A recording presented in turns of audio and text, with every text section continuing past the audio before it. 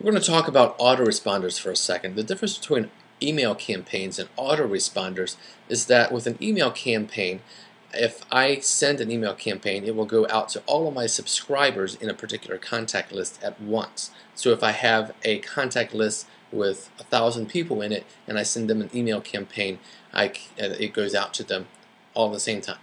An autoresponder is useful in that if we want our subscribers to receive emails in a particular sequence, then I would want to use an autoresponder. For instance, let's say somebody goes to my website, they see a subscribe form, a subscription form, and they go through that subscription process, the data submission. Let's say I want to hit them with an email immediately that welcomes them, thanks them for subscribing, and then maybe tomorrow I hit them with a different email, and I am introducing them to our team, or here's how this process works, here's how we can do business together. And then the next day, or a couple days later, or a week later, whatever, I can hit them with another email. And that can continue. I can email them daily, weekly, monthly, whatever whatever fits with my plan. Where this comes in really handy is that each person that subscribes via that subscription form will receive those emails in that exact sequence. So person 1 subscribes, the next day they get email 1, the next day they get email 2, etc. A month later, somebody else could subscribe. They get that email immediately. They get the next email the next day. They get email 3 on day 3. However you have that set up. We'll show you exactly how that works, but the key is to remember the autoresponders. When somebody subscribes and you have an autoresponder set up, they each get that email sequence in the same sequence. So very, very powerful. So we'll show you how to set that up next. We're going to go to autoresponders and create an autoresponder. Here we'll be given the opportunity to name our autoresponder, and again, this information is only for our eyes, not for our subscribers. So we will do demo autoresponder. And this autoresponder should go to all contacts in my list with a status of confirmed, or it will let us filter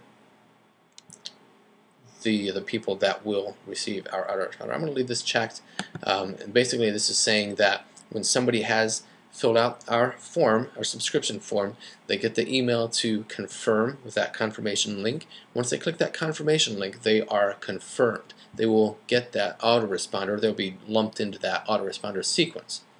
So at whatever schedule we set up here. So we're going to click next. Here we have the ability to change anything we want to here. We can send from a different name if we want, an email address. Just make sure this is all correct and the way we want it to appear. Again, make sure we leave this bounced emails alone. Leave that intact if you want Online Outbox to process your bounces for you. So, and a bounce, again, is an email that tries to hit a subscriber and for some reason it can't. Maybe the email address is wrong. Maybe they closed their account and went to somewhere else. For whatever reason, the email can't get through. Online Outbox will track that and let you know which emails have bounced. Email format, we can send that in HTML and text, and based on the preference of the subscriber, it will be delivered in that format. First name custom field, we can set these if we want. Send to existing contacts. This would be useful if I'm setting up an autoresponder after I already have a contact list built. So if I have 50 people on a contact list that I've already opted in but have not received my autoresponder sequence, I could check this and they would be included from today on. They would be lumped into the autoresponder sequence. Next, sending options. How do I want to send this autoresponder? When somebody's added to my contact list, whether it's through the subscription form, whether it's through data that I upload through import, or whether I just add them one by one, do I want them to receive an email as soon as they join my list, or do I want to set it to send hours later, days, weeks, months, years later? So you can see long-term potential for the autoresponder. I'm going to select this as soon as a contact joins my list, Next, we have these options: send as multi-part. Yes, we will leave this checked. Track open rates. Yes, again, we want to go through the metrics. Track links. Embed images. Again, we can do this unless you have a reason for unchecking that. Next, autoresponder content. I want to create the content of my autoresponder from scratch or use a template as the basis of my autoresponder. Because we have other videos that show you how to use templates, for this autoresponder I'm going to create my content from scratch. Our email subject may be welcome to our newsletter program. We can enter our newsletter content in here and whatever I want that to say.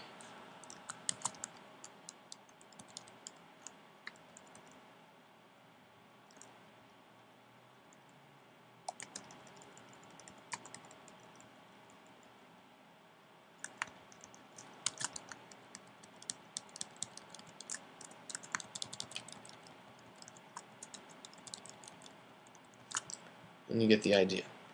Now again, we want to make sure that our text version matches our HTML version, even though for this purpose of this illustration we are just using alt text.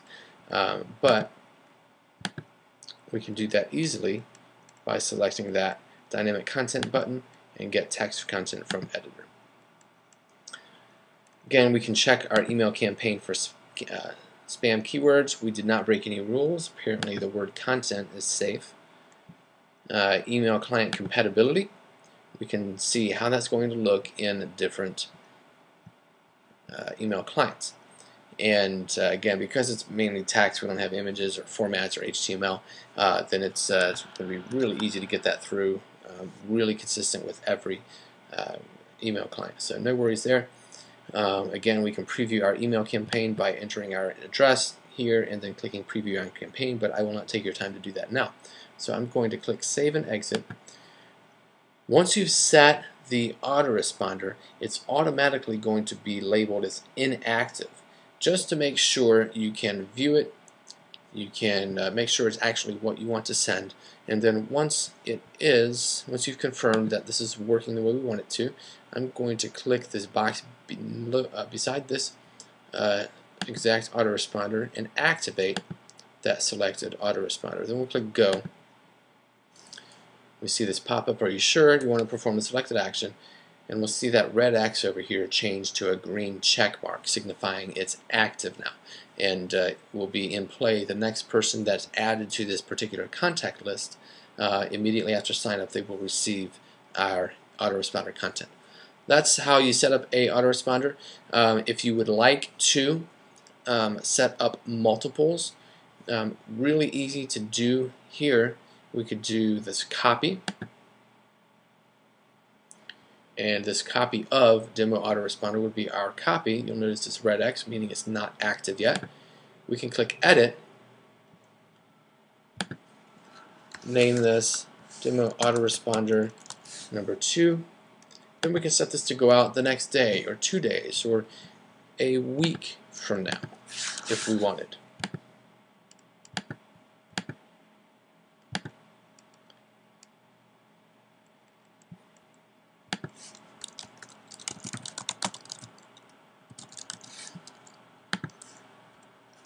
And this content would obviously we want to be different.